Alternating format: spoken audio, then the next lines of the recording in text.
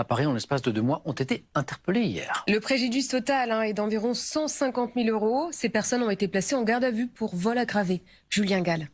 Ces images de vidéosurveillance diffusées sur les réseaux sociaux vendredi dernier avaient choqué.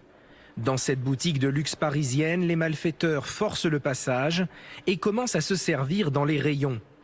Les braqueurs, masqués, décrochent les luxueuses doudounes, des vêtements dont le prix dépasse souvent les 1 000 €. Les 3 employés, médusés, ne bougent pas, ils ne s'interposent pas. Le pillage dure moins d'1 minute, les voleurs ne semblent pas armés, une méthode qui se développe depuis 1 ou 2 ans, selon les syndicats de police.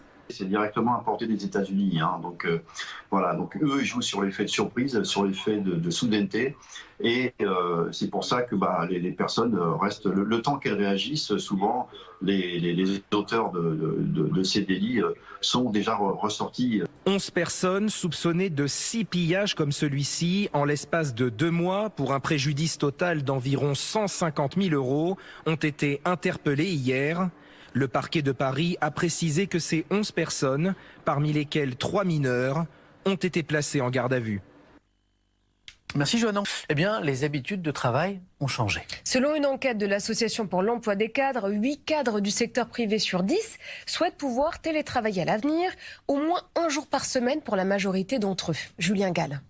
Ce jeune chef d'entreprise, comme beaucoup en France, a favorisé le télétravail partiel depuis le début de la pandémie. Aujourd'hui, le télétravail, pour nous, c'est pas forcément une contrainte, mais c'est aussi une nouvelle manière de travailler, on va dire. 8 cadres sur 10 du secteur privé veulent continuer à télétravailler après la pandémie, selon l'enquête de l'APEC, l'Association pour l'emploi des cadres. 47% veulent télétravailler 2 à 3 jours par semaine, 13% 1 jour par semaine, 12% d'entre eux seraient même prêts à franchir le pas 4 à 5 jours par semaine.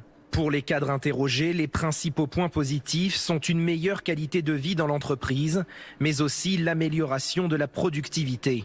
Pour 69%, la possibilité pour un employé de télétravailler est devenue un critère important dans la recherche d'emploi.